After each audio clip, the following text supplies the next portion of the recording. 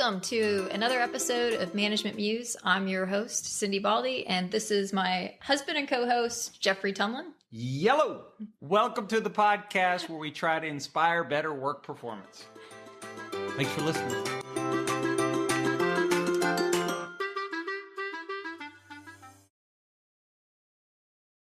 Hey everyone, thanks for joining us today on Management Muse. I'm your host, Cindi Baldi, and my co-host, Yellow. Jeffrey Tumlin. And today we are going to talk about the imposter and imposter syndrome.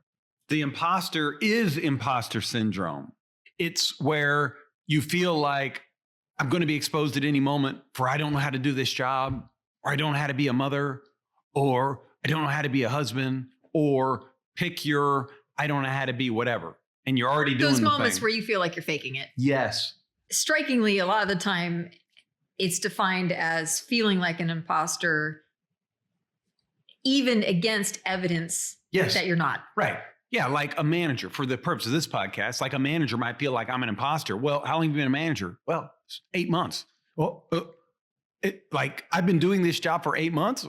You're not an imposter. So the syndrome doesn't exist. It's a popular buzzword. We run into it probably a couple times a year from people with. It's a term that just took off. Yeah, it took off. And so now people think it's a thing, and it's not a thing.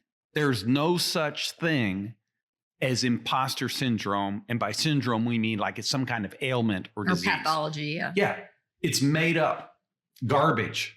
No, but people do have moments where they don't feel like they necessarily know what they're doing. It's what we're saying is that term. Those are just, we're saying that the term hasn't borne out in the research, but we're not arguing that people sometimes experience a feeling of, okay, I'm faking it. Yep. That's normal part of the learning, any learning curve. And as we can talk about in a few minutes, that's probably helpful to counteract our natural tendency to be above average in our self-appraisals. Okay, Jeffrey, let's hear your story on imposter syndrome. So I could, as I said, I go on forever about why imposter syndrome drives me crazy. The main reason is, as Cindi said, it took off. It's a buzzword that many people know of, but it's complete garbage, not supported by the science. It's not a thing. The biggest wake-up moment about the problem of people thinking this is a real thing is when we had a guy that we know, this is a true story, a guy that we know who was a professional soccer player, played in the Premier League, which is, I know it's America, so I probably just lost our entire audience, but it's actually like the equivalent of the NFL in Europe, right? It's where you make a lot of money, played the game, got hurt, and got himself 2 degrees in business, and then went to work for a company as a manager. And so by the time we met him, his Premier League days were over, but he was a manager. He'd been doing it for maybe a year and a half. And one day he broke down in a discussion with us and said, "Look, I think I have imposter syndrome." And we're like, "What?" Yeah, I feel like I shouldn't be here. I feel like, sometimes I don't know that I'm doing this job right. And I think I'm worried at any moment people are going to find out I'm a fraud. And the guy was beloved at the organization. Yeah, there was lots of evidence to show that he actually was very good. Tons of evidence. And so I think that that's actually an important distinction, because when we started out, we focused in on like everybody goes through it because of a learning curve. But I think in his case, it was like everybody also has moments where like their day goes wrong and they're like, do I suck? Like, right. You start to question yourself. Right. And which is a good reason to have like a I love you box, like all the thank you notes you ever get from like the people who you work with, or nice, the nice things that they say about you. Because then you can open it up in those moments and you can like kind of ground yourself like, okay, I must not universally suck. But I think that in his case, that's what was happening. He'd stacked up a couple of days of like just feeling like he was missing the mark. And then like it just got into his head, and then he was like, I'm just faking it here. Yeah. Yeah. We sometimes call that, and I think there may be a more accurate term, but sometimes we call that you transmuting or screwing up and going from the occasional to the pervasive. Because this happened 3 times, then I think it's going to happen every time.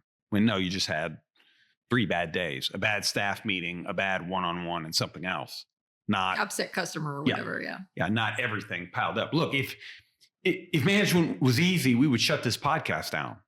And so we're on our, 60th, 60 something episode, something like that. 70th, maybe. I don't know. We lost track. We haven't even barely started talking about the stuff you need to do to try to, stay on top of the way the environment is changing, what the science is telling us and suggesting about working with people and resolving disputes and so on and so forth. Like,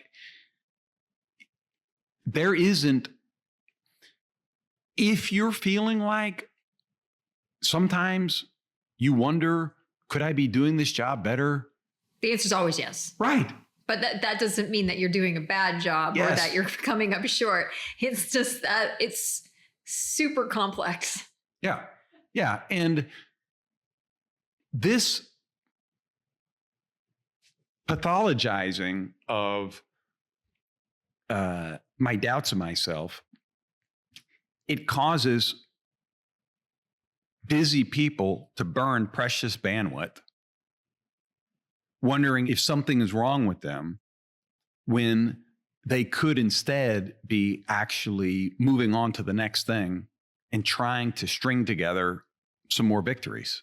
I think that's the danger of it, is that sometimes that what we see is it winds up sitting in somebody's head and just chewing up an awful lot of their mental resources, which that is taking away from your ability to do great things. Yeah. You got to get that out of your head. Yeah. Yeah. It was absurd to have a guy who played in the Premier League in England at literally famous. Well, sure. But I think what's more absurd isn't that he played in the Premier League. It's that he was absolutely beloved. Yeah, that's true. And he, you got this rock star sitting in your organization, sitting there like he was crying about feeling like an imposter because they're focused on performance and they're looking for ways to measure performance. Sometimes organizations undervalue like the social support roles that some of the members play. I mean, that's the reason why I do like a communication network analysis and on the surveys, is because that's who talks to whom, mapping out who's talking. It's mapping out the influence and who's not talking. Who's influential and who's not. Because if you don't, if you have to know who is actually picking up all this extra work, he was picking up a tremendous amount of work supporting his coworkers and helping out leadership. And he was very good at it.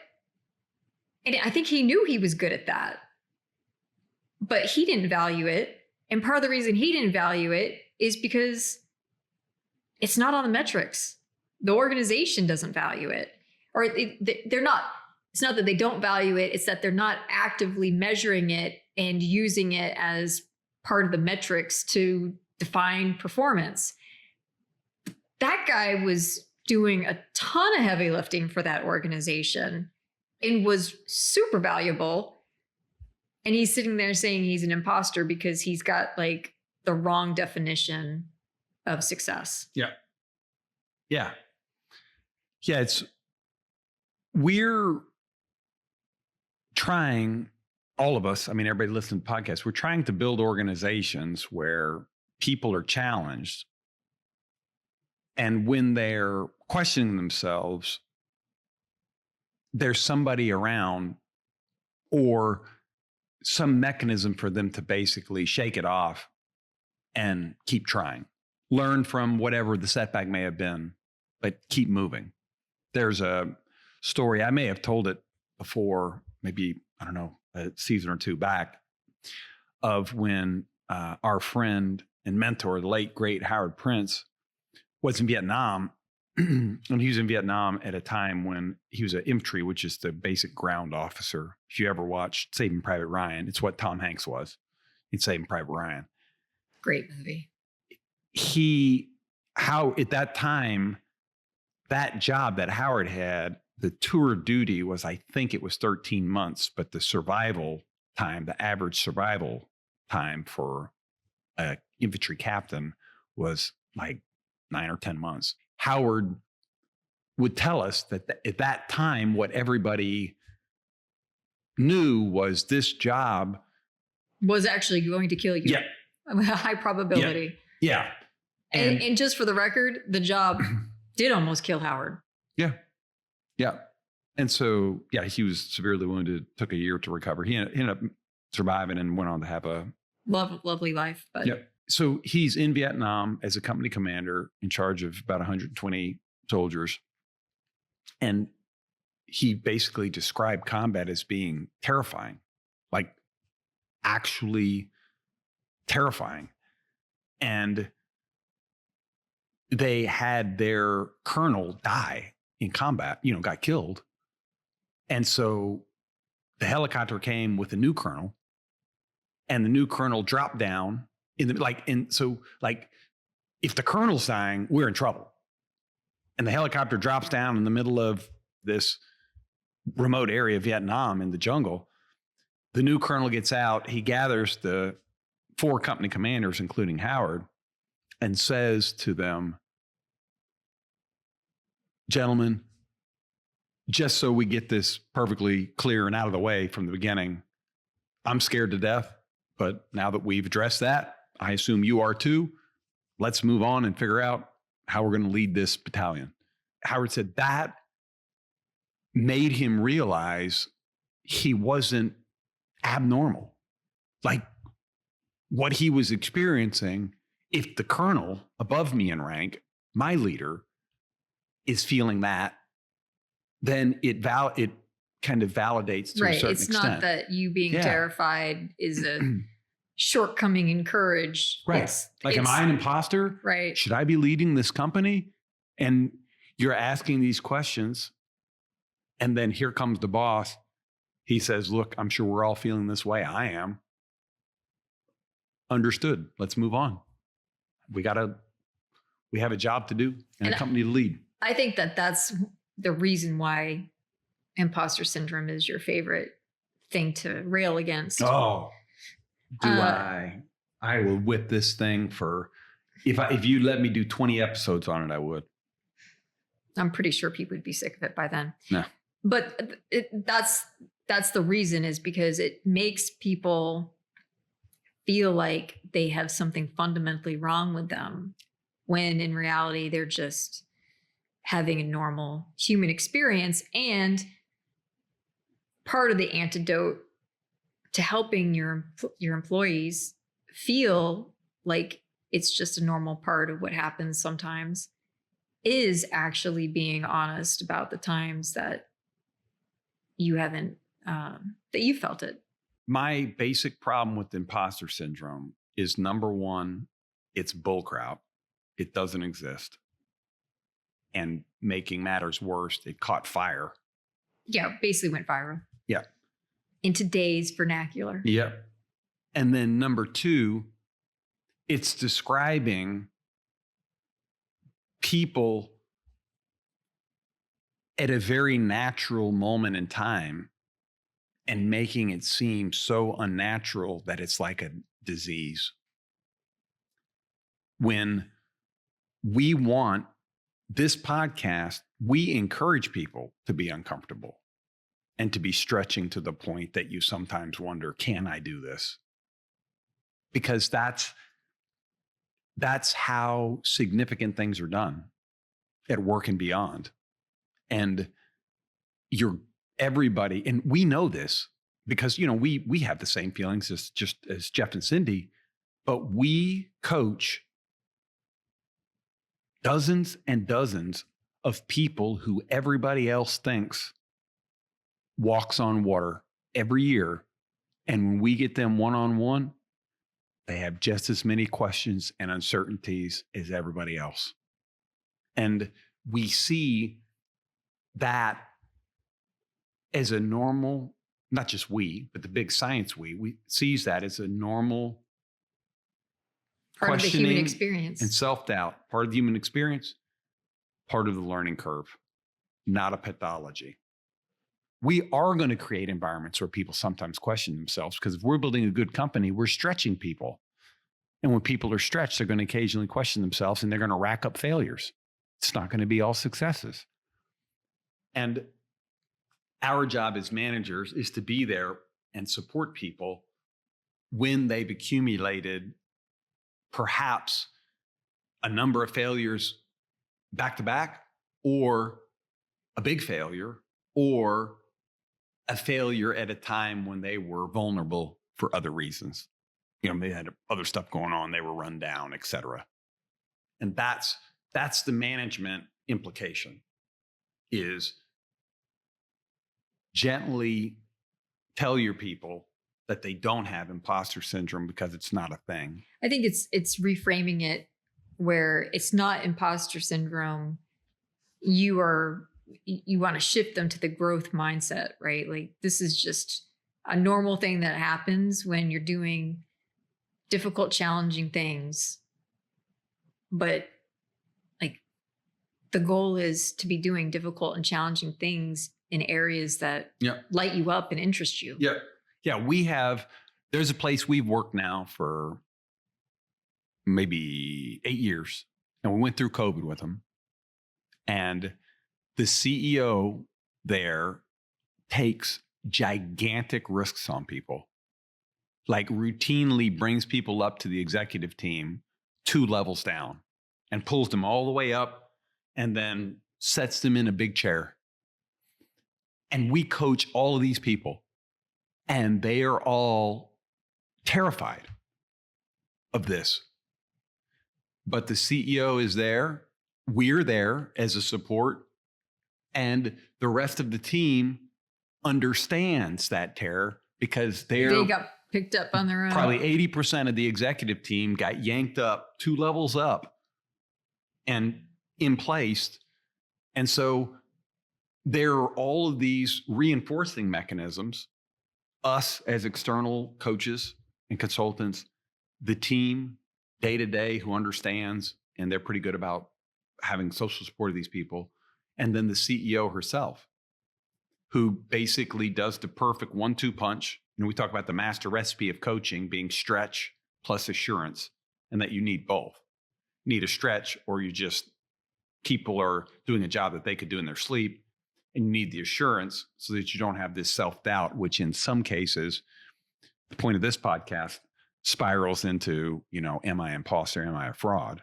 It's not that difficult to create an environment where people want to take risks at work and where they're willing to stretch themselves. And probably the single most important variable of that is that their manager actually occasionally tells them some version of, you can do this. I wouldn't have put you here if I didn't think you could do this. And then follows that up, that emotional support, with instrumental support by actually giving them what they need to be successful.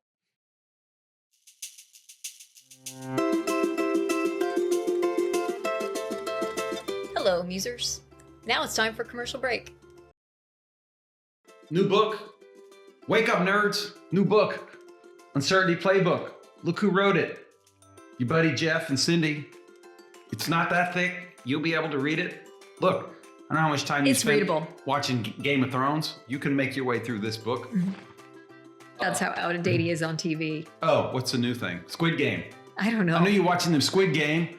Watch 900 episodes of Squid Game. You can make your way through a book like this. Where can you buy it? Amazon, of course. Where else can you buy it? Our website. Egghead Press. Oh, yeah. Egghead Press. That's the publisher of the book, Egghead Press.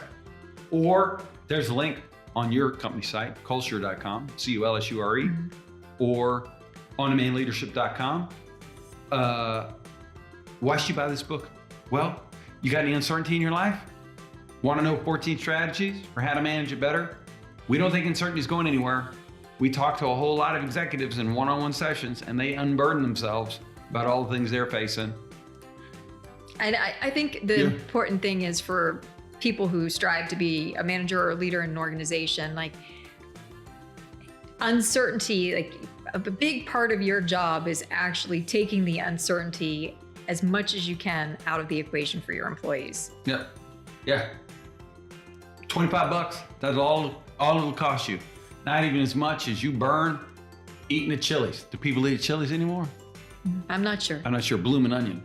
That wasn't the price of 2 bloomin' onions. That wasn't Chili's. Oh, whatever. That was Outback. Outback. No rules, just right. For the price of some shrimp on the Barbie, took us 2 years to write this book, 2 years worth of evidence-based science, best practices, and 14. Stories. Yep, and stories, 14 in all, about thriving in an era of uncertainty. Buy it, read it, let us know what you think. Uncertainty Playbook by Cindi and by me. Hope you like it.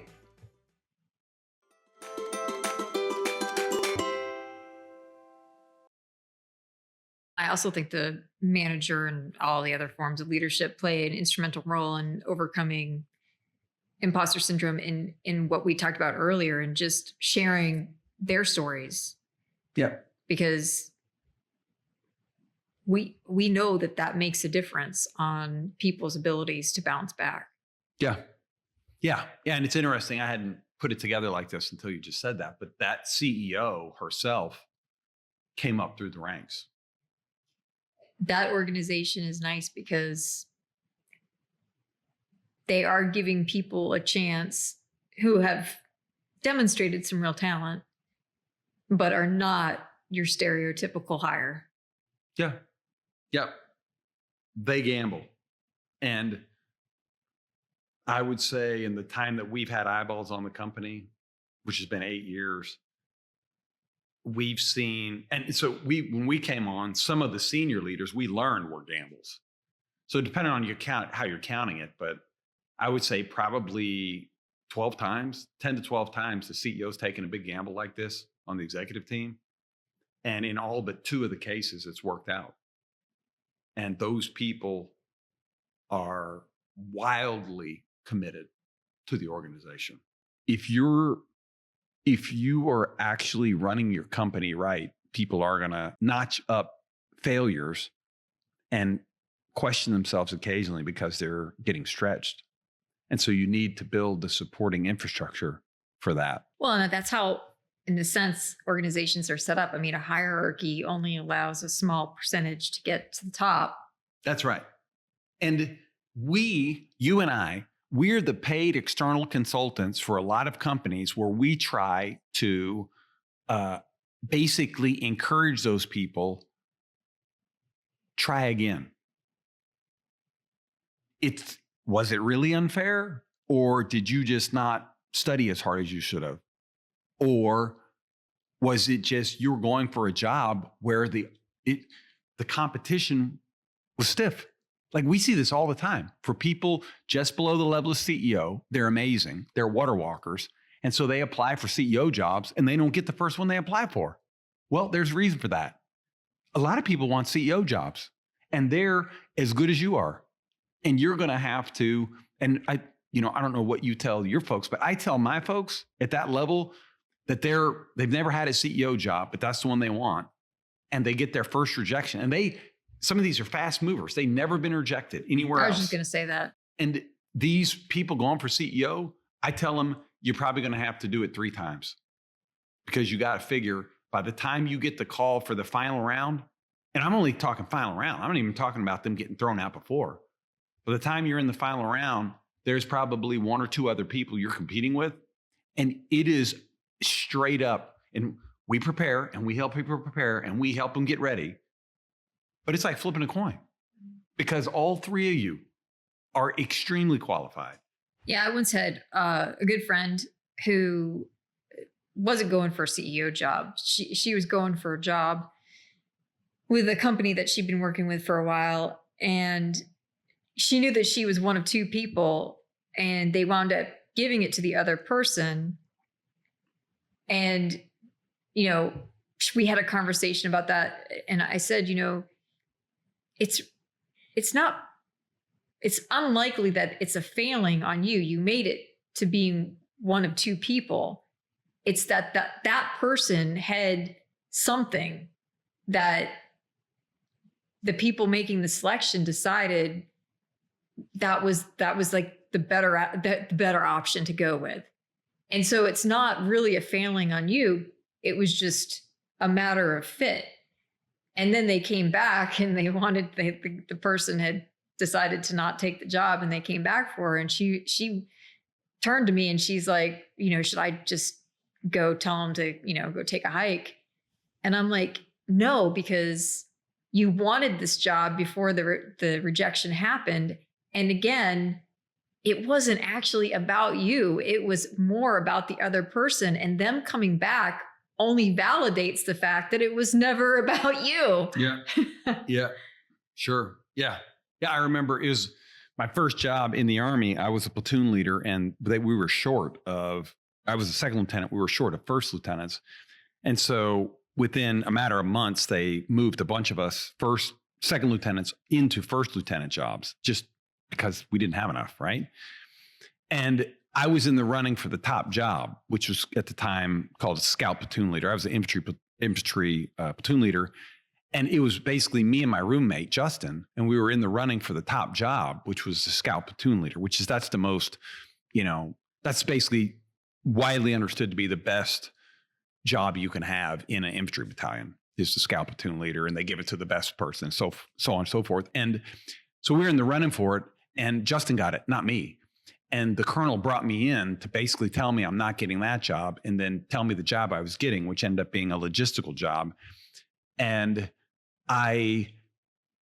he didn't say, you're not getting the scout platoon leader job. What he told me is, look, the job I'm giving you, I need you for. This is so important, and I know you can do it. And it did two things. So number one, I appreciated him doing that and framing up the constellation job as, this is very important. You're the guy for it. I need you to give it the best you can.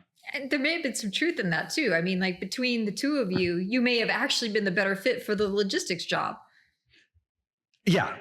Yeah. What was the second piece was exactly what you're alluding to, is it actually, I was able, because at that point, people thought I had done okay.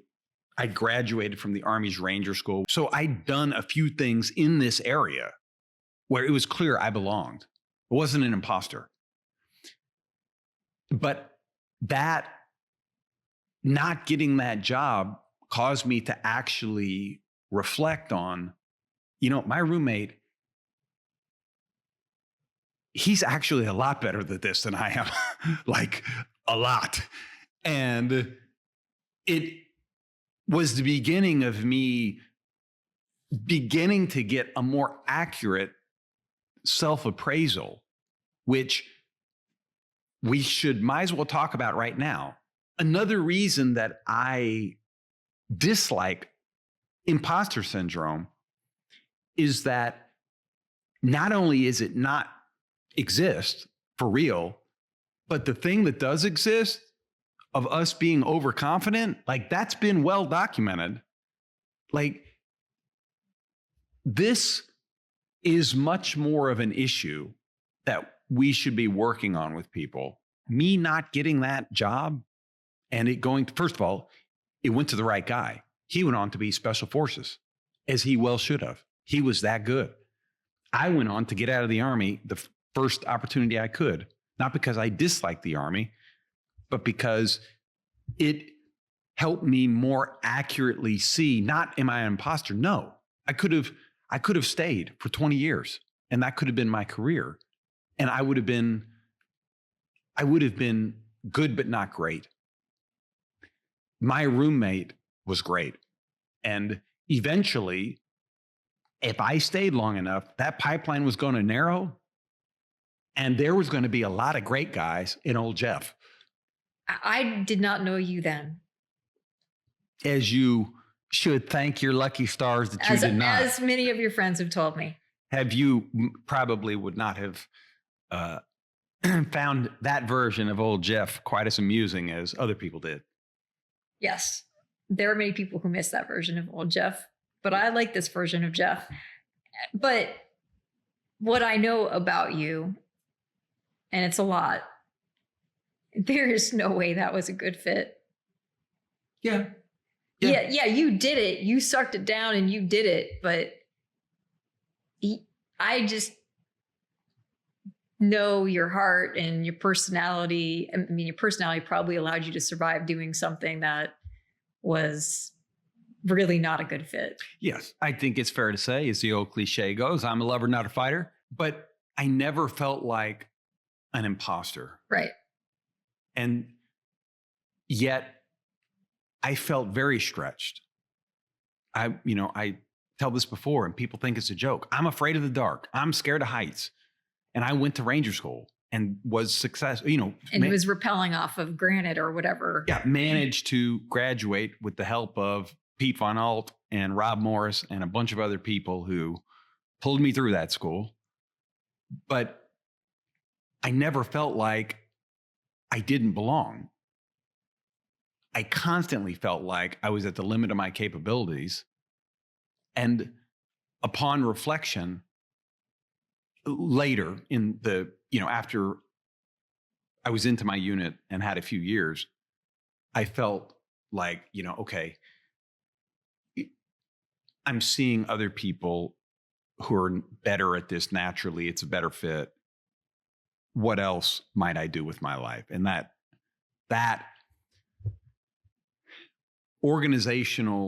first organizational failure, so to speak, not getting the job I wanted, helped me begin to look around. Yeah, and more accurately assess my place. And then a few years after that, make a decision that made sense for me to get out of the Army. And my problem with imposter syndrome is related to this, in that if you label yourself as having imposter syndrome, then it blocks you from being able to, because you're going to protect yourself. So it blocks you from, I think, really being able to be introspective and sort of get that accurate read on yourself. And in doing that, it's actually going to harm your ability to be the best you. I don't think you've ever felt imposter syndrome. I think you've had moments where you felt challenged, and you have had moments where things didn't go your way, but and none of that were you ever there's something wrong with me. All of it, you were always okay, then I either need to get this skill, or I really didn't like doing that anyway, or, whatever it is. But you're able to then turn inside and sort of give yourself that accurate self-evaluation, where if you think that you have something wrong with you, there's a part of you that doesn't want to look. Right. So I think that's one of the things that I have trouble with. I'm not nearly as passionate as you on bashing imposter syndrome, but I think that the damage it does to people and their willingness to pick up and take new risks and do some accurate self-reflection, I think it's pretty damaging on that front. Yeah. Yeah, it's good insight. I mean, people, when they think they have imposter syndrome, they're looking at the whole haystack, everything's wrong. I shouldn't be here. I don't fit. When there might be a needle in there that you would benefit from. You did rack up 3 failures. Why? That is what we should be talking about. Usually we have about an hour and 15 minutes with somebody to try to make a work impact for them. And, we'll meet with them multiple times throughout a year, but that's the time if it's a one-on-one session. And if they get in their head that they're an imposter because this customer yelled at me, one-on-one went bad with my boss, and then I said something stupid in a meeting. And we're spending our time talking about something that doesn't exist, imposter syndrome, we're wasting time that could be spent figuring out, okay, why, like, is there a pattern? Am I off my game this week? You know, right. Like, what's going on? And like, should we instead be talking about your son who just went to college and you're scared to death that he's going to drink and burn through the money and like that we should be talking about? Or is it that you're worried that your biggest client is going to cancel the contract and it's been in your head? Well, then we should be talking about that, but not this false prophet. We shouldn't be chasing around that you don't belong as a manager. We should be actually looking for, is there a learning point here that I can extract? And then having done so, do I move on in the knowledge that, okay, if I'm in a situation like that before I have the learning, or is there something I actually need to address? Right. And I think that that's maybe because it's internal. I think that that's the first step when you're starting to feel like imposter syndrome. I think you have to take it down from, I'm a terrible fit for this job, or I'm an imposter in this job, to, okay, what is it that is, what is it that's actually throwing me off? What is it that's making me feel like I don't know what I'm doing? Like, you need to take it down a level. To the level that you can actually do something. Right. Yeah. And then think about the things that you can do once you get through that analysis. And it could be a mix of things here. It could be a little bit of you. It could be none of you. It could actually be the organization and the impact of the organization on you. And so, if you work in an organization, if you're feeling this and you work in an organization, you need to think about like the psychological safety, like how safe you feel in that organization to make a mistake, and the degree to which the organization is pushing, maybe because I think it comes from the leaders, but pushing this idea of perfection. Because in those conditions, failure is very hard. And when failure is very hard, you're far more likely to have this sense that you're faking it. And, versus, and I heard this on, I think, an Adam Grant podcast episode. It's better to strive for excellence than perfection. And so if you are imposing perfection on the people you're leading, or you feel like perfection is being imposed upon you, it's a mental shift from trying to be perfect to just trying to achieve excellence, which is more of a process and not a state. And recognizing that impact that sort of the culture has on you, in terms of maybe that's what's actually making you feel that way, and maybe it's jacked up and not you. And then obviously, what can you do to protect your people from it? And what can you do to try to undo it in the ways that it's toxic for you and for your peers? And so I think you have to consider that part of it. And then the other piece from the organization that we've seen is sometimes the structure is jacked up, and the structure is making you feel like an imposter. So, I've had one person who I was coaching, they kept stepping on their peers' job, and they kind of were fighting over doing the same job, but it was actually her peer's job. And the reason for that is because their job was really ill-defined, and they were used to being like a high achiever and getting things done. And so they were searching for things to do, and the things to do were clearer with the other person's job. And so then that person is getting a ton of negative feedback about the stuff that she's actually accomplishing, but she's accomplishing the other person's job. And so because they didn't really have her in a good lane, like all the feedback was, you're wrong. And so because of the structural issues, she began to feel like an imposter. And in fact, funny, now that I'm thinking about it, that's an old example, but I got the same thing going on currently with another person who just barely was assigned into a new job category at an organization.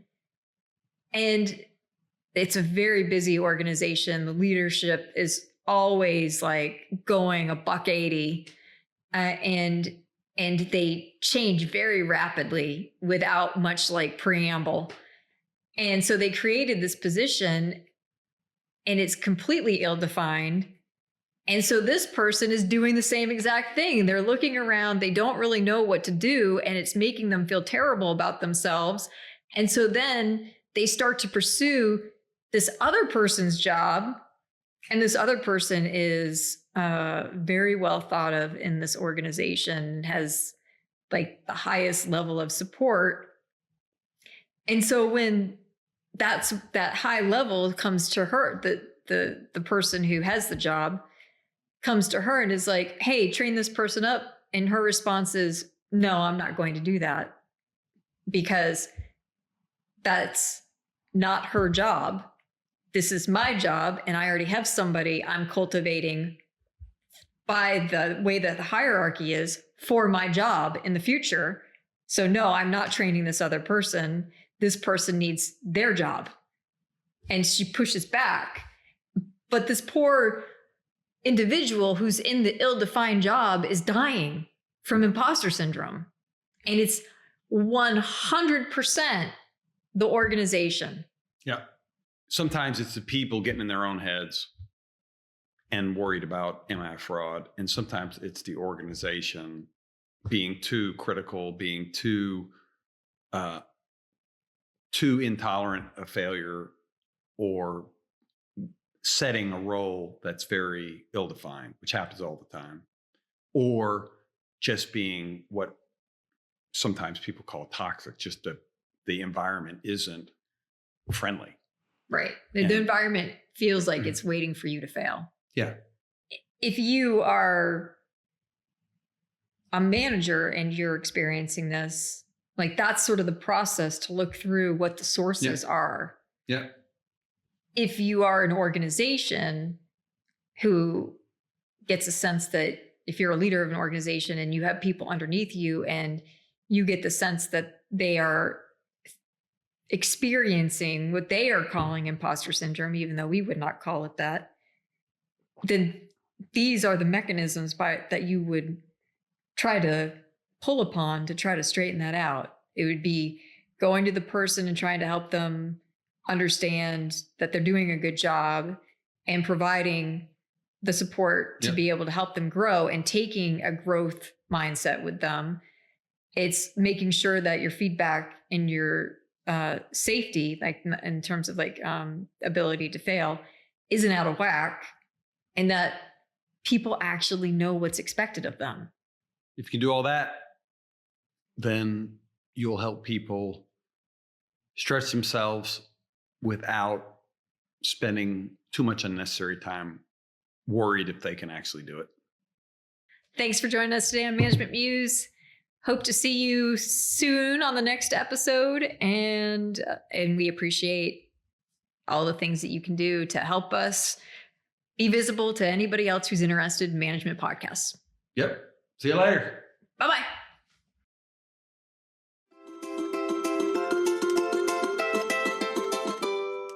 Thank you, everyone, for joining us today on Management Muse. We are a podcast / YouTube channel that we hope is entertaining and educational. If you are on YouTube, we would appreciate you subscribing and maybe leaving a comment and a like. If you are on any of the podcasts listening to this, we would appreciate stars, following, comments, all the good stuff. We want to say thank you to Christina, Sarah, and Rebecca, and then of course everybody at Design at Work. And then just as a last minute reminder, we also want to mention that we are management and communication professionals working in the field, but also have degrees that back us in science. All that being said, we are talking in generalities on this podcast. We do not actually know your particular situation. So proceed with common sense and maybe a little bit of experimentation on your end. And we hope that you make the world a more beautiful place by making work a more enjoyable place. See you next time on Management Muse.